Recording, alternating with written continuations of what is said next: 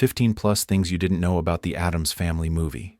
They're creepy, they're kooky, and they've been a pop culture phenomenon for decades. The Addams Family. From their origins as a comic strip to the beloved 1991 film, this gothic clan has fascinated audiences with their eerie charm and dark humor. But did you know that the making of the Addams Family movie was filled with chaos, last-minute changes, and behind-the-scenes secrets? From lawsuits and lost scenes to unexpected casting choices, today we're uncovering 15 plus things you probably didn't know about the Addams Family movie. Some of these facts might just change the way you see this iconic film forever. The origins of the Addams Family.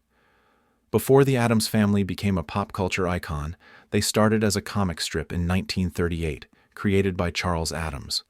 Unlike the idealized American families of the time, this aristocratic clan embraced the macabre, completely unaware that others found them terrifying.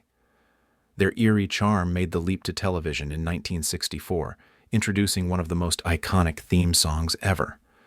The show's success cemented their place in history, leading to a short-lived animated series in 1973. From comics to TV and beyond, the Addams Family's spooky legacy continues to thrive, proof that being different never goes out of style. The Addams Family movie, from TV reboot to big screen hit. The Addams Family's return almost looked very different. Originally, the plan wasn't for a movie at all. It was supposed to be a rebooted TV series. Scott Rudin, an executive at 20th Century Fox, had the idea, "The Addams Family is beloved. Why not bring them back?" Fox was all in. After all, nostalgia sells. But just as things started rolling, Orion Pictures stepped in with a twist. Turns out they actually owned the rights to the Addams Family and had their own plan, a brand new TV show. However, there was one small problem. Some of the rights still belonged to Charles Addams' widow, which put the project on hold. Eventually, she sold her shares to Orion. But by then, the idea of a simple TV reboot had transformed into something much bigger. The decision was made. Forget TV, let's make a full-length feature film. And in an ironic twist, Scott Rudin, the one who first pitched the idea at Fox, was hired by Orion to produce the very movie he'd wanted all along. The A-list star who wanted to be Morticia Addams. Imagine this. One of the biggest music and film icons of the time, Cher, desperately wanted to step into the gothic elegance of Morticia Addams. Given her striking looks and commanding presence, she seemed like a perfect fit. And it wasn't just speculation.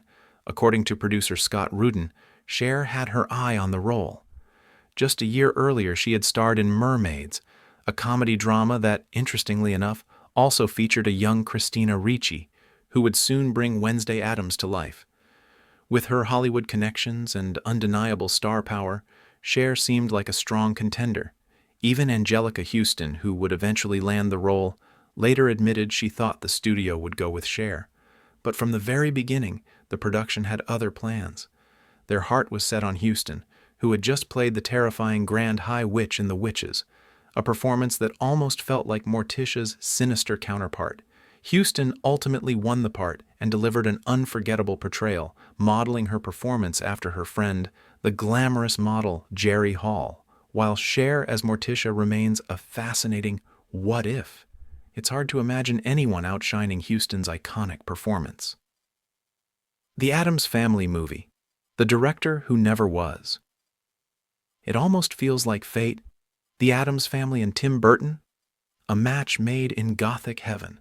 After all, he had already proven his mastery of the eerie yet humorous aesthetic with Beetlejuice, Batman, and Edward Scissorhands. Naturally, the studio approached him first to direct the film. But Burton turned it down. The likely reason? He was deep into production on Batman Returns. Interestingly, this wasn't the only supernatural comedy he passed on at the time. He also declined Drop Dead Fred. However, fate had other plans. Though he missed out on directing the Addams Family in the 90s, Burton would eventually enter their world decades later as the creative force behind Netflix's Wednesday. With Burton out, the next choice was Terry Gilliam, a director known for surreal, twisted fantasy films like Brazil and Time Bandits. He, too, declined. The project needed a fresh vision, but where would they find a director who could balance the eerie charm of Charles Addams' world? Barry Sonnenfeld, a risk that paid off with no established Hollywood director willing to take on the project. The studio took a gamble on someone unexpected, Barry Sonnenfeld. He wasn't a household name, nor had he ever directed a film before. But what he did have was an impressive resume as a cinematographer, shaping the visuals of films like Raising Arizona, Big, and Misery. Sonnenfeld met with producer Scott Rudin, who had one clear directive: the Addams Family shouldn't look like a standard comedy. It needed visual flair, a distinct style that captured the weird, whimsical, and macabre charm of Charles Addams's original cartoons. Sonnenfeld embraced the challenge, crafting a film that felt dark, surreal, yet undeniably fun. But bringing the Addams Family to life came at a cost. Production would be far from smooth, and Sonnenfeld was about to face a trial by fire in his directorial debut. The shoot was a nightmare. Bringing the Addams Family to life wasn't just difficult, it was chaotic. Nearly every step of the production was met with disaster, from script problems to health scares, making it one of the most nightmarish shoots in Hollywood history. It all started with the script. Originally written by Caroline Thompson and Larry Wilson, it was constantly rewritten, even while filming.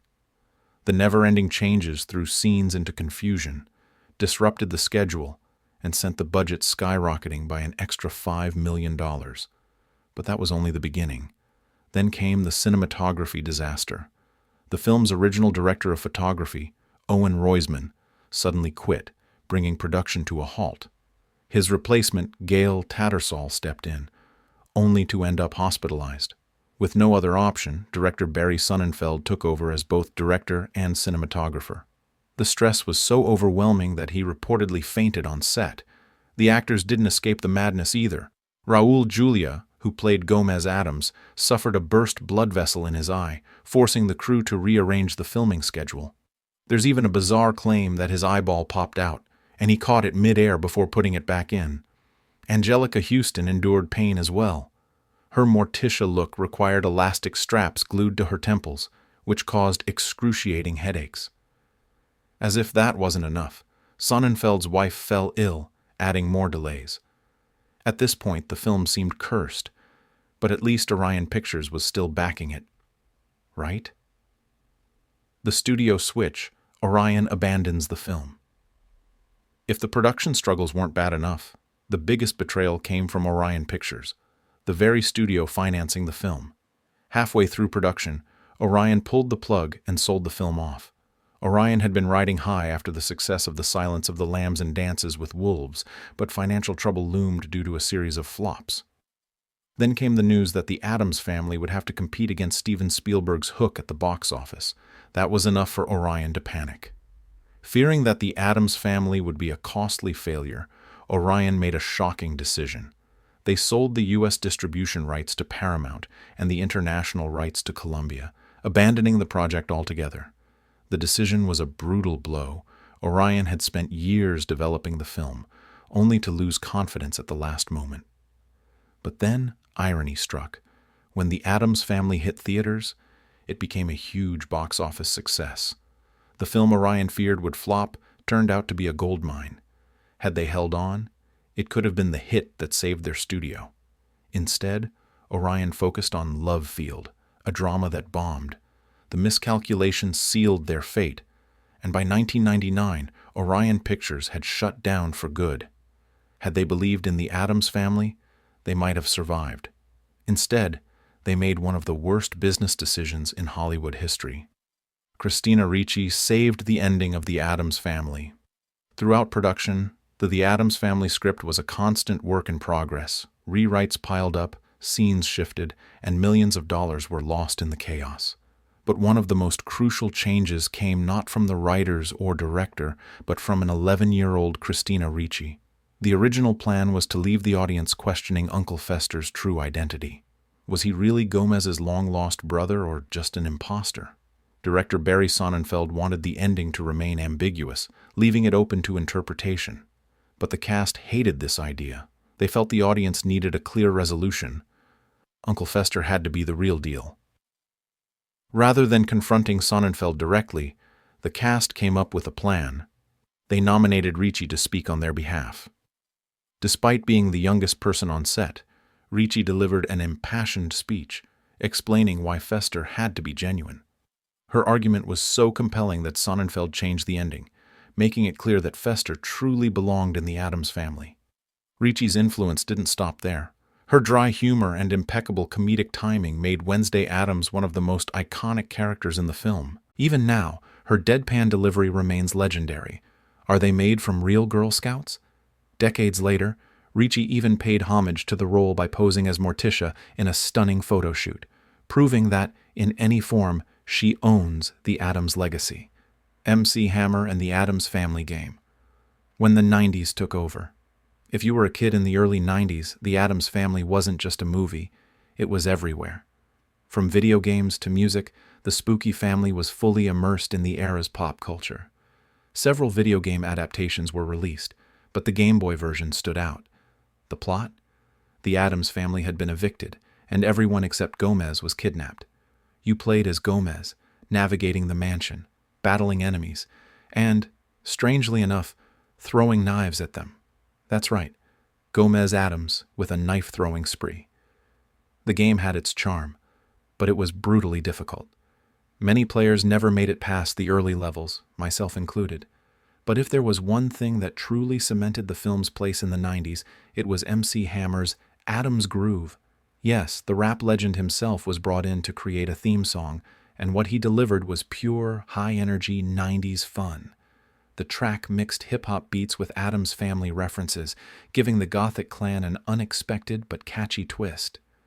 The music video even featured cast members from the film, blending Hammer's signature moves with the eerie charm of the Addams world.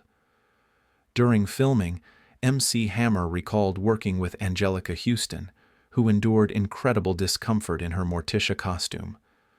Despite the pain, she remained professional and graceful, a true embodiment of Morticia Addams. MAMUSHKA. The grand musical number that almost disappeared in its original form, MAMUSHKA was meant to be one of the Addams family's biggest, most extravagant sequences. A full-fledged musical number, it featured Gomez and Fester performing a lively, over-the-top dance, celebrating their brotherly bond in true Addams fashion. The routine was packed with humor, energy, and bizarre charm, making it a standout moment in the film. But then, reality hit. As the movie's runtime became a concern, MAMUSHKA was drastically cut down. Studio executives feared that the extended performance would slow the pacing, so most of the elaborate choreography and witty lyrics were left on the cutting room floor. The final version kept just a fraction of what was originally shot, a short, playful glimpse rather than the grand spectacle it was meant to be. The cast, especially RAÚL Julia, Gomez, and Christopher Lloyd, Fester, was deeply disappointed. They had rehearsed tirelessly to perfect the dance, and Julia, in particular, had poured his heart into it. MAMUSHKA wasn't just a song. It was the moment Gomez fully embraced Fester as his long-lost brother. Losing most of the sequence felt like losing a piece of the film's soul. The secret behind Thing, a master magician at work. In an era before CGI could easily create realistic moving hands, the crew of the Addams family needed something special to bring Thing to life. The solution? A real human hand, belonging to professional magician Christopher Hart. Hart wasn't just any actor.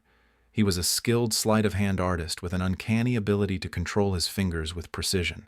His background in magic made him perfect for the role, as he could move Thing in a way that felt almost supernatural. Whether it was scurrying across the floor, tapping messages, or performing elaborate gestures, Hart's hand acting gave Thing a personality of its own. Bringing Thing to the screen was no easy task. The crew had to build special sets with hidden holes in tables, floors, and even walls. Hart would position himself underneath, extending only his hand into view while staying completely out of sight. This required intense physical endurance, as he often had to contort his body into uncomfortable positions for long takes. Each movement was meticulously planned. Every tap, wave, or dramatic scuttle was choreographed like a dance. Thanks to Hart's precise control, thing felt less like a severed hand and more like a fully developed character with its own thoughts, emotions, and mischievous personality. The secret behind Morticia's enchanting gaze. Angelica Houston's Morticia Addams had a hypnotic presence, and a big part of that was her eyes. To achieve her eerie, glowing gaze, the filmmakers used a classic Hollywood trick: narrow beam lighting. A soft light was carefully placed to shine directly onto her eyes, making them appear luminous while the rest of her face stayed in shadow. This technique was famously used in old Hollywood to enhance the mystery and allure of stars like Marlene Dietrich and Greta Garbo. For Morticia, it gave her a ghostly elegance, making her look both beautiful and unsettling. But that wasn't the only challenge Houston faced. To create Morticia's signature slanted eyes, the crew used elastic straps glued to her temples. These painfully stretched her skin, causing headaches and irritation. The effect was striking but came at a physical cost.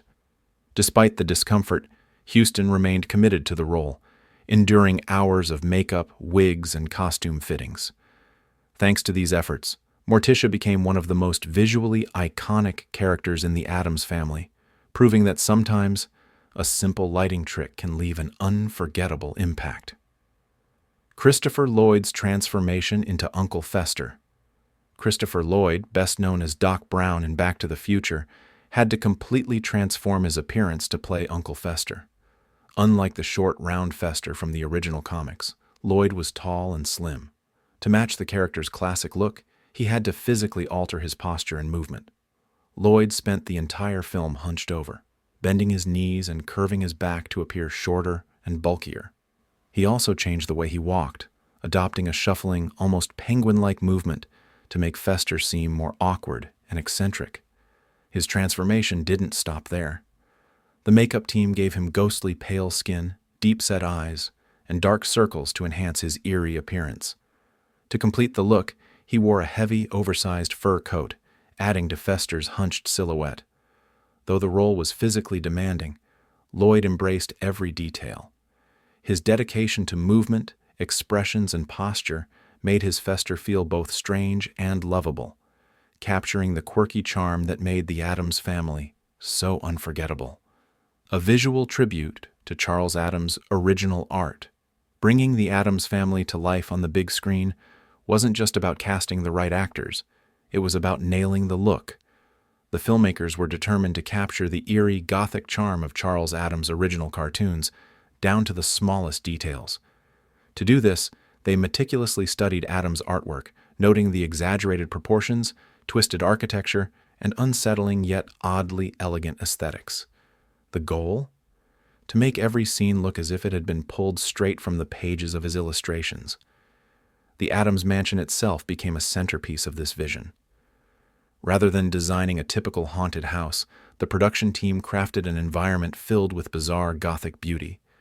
From towering staircases to candlelit corridors, every inch of the mansion oozed with eerie sophistication. Strange furniture pieces, including medieval torture devices, repurposed as decor, added to the unsettling yet comedic atmosphere. Even small elements like Morticia's long, slithering shadows and Lurch's slow, looming presence were carefully designed to match the cartoon's haunting essence. RAÚL Juliá'S spectacular swordplay as Gomez. One of the most unforgettable aspects of Gomez Addams is his flamboyant, over-the-top energy, especially when he's wielding a sword. In the Addams family, this wasn't just for show.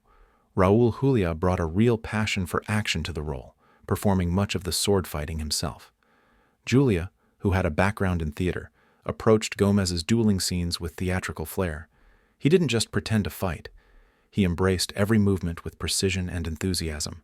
One of the most memorable moments in the film features Gomez joyfully slicing through objects, including fruit, while engaging in an intense yet hilarious sword fight. His agility, combined with his dramatic expressions, made the scene both thrilling and comically exaggerated. But it wasn't just about flashy swordplay. Julia's performance captured Gomez's childlike joy, turning each duel into a game rather than a battle. Whether he was chasing intruders through the mansion or clashing swords with Fester, his energy was infectious, making every scene feel alive. The Addams Family hits the big screen. a box office success with a legal twist. On November 22, 1991, The Addams Family made its theatrical debut, quickly proving that audiences couldn't resist the creepy, kooky charm of the beloved Gothic clan. With a production budget of $30 million, the film went on to gross over $191 million worldwide, making it a massive financial success. However, just like its turbulent production, the film's release wasn't without drama. Shortly after hitting theaters, a producer who had worked on the original Addams Family TV series filed a lawsuit against Paramount. He claimed that the movie had infringed on his copyright ownership of the Addams Family brand. This legal dispute threatened to cast a shadow over the film's success, but fortunately, the matter was resolved out of court before it could escalate into a major battle. Despite the impressive box office numbers, critics were divided. Some praised the film's dark humor, stunning visuals, and sharp performances, especially Angelica Houston's Morticia and Raúl Juliá'S Gomez. Others, however, felt that the film relied too much on one-liners and gags without enough depth to hold the story together. But let's be real. It's the Addams Family, not Shakespearean drama. And there you have it, some of the wildest, strangest, and most surprising facts about the Addams Family movie. From the film's troubled production to its lasting legacy, it's clear that bringing this spooky family to life was no easy task. But despite the challenges, the movie became a cult classic, loved by fans to this day. Did any of these facts surprise you? Or do you have a favorite Addams Family moment that we didn't mention? Let us know in the comments below. And if you enjoyed this video, don't forget to like, subscribe, and hit the notification bell for more deep dives into your favorite films. Until next time, stay spooky.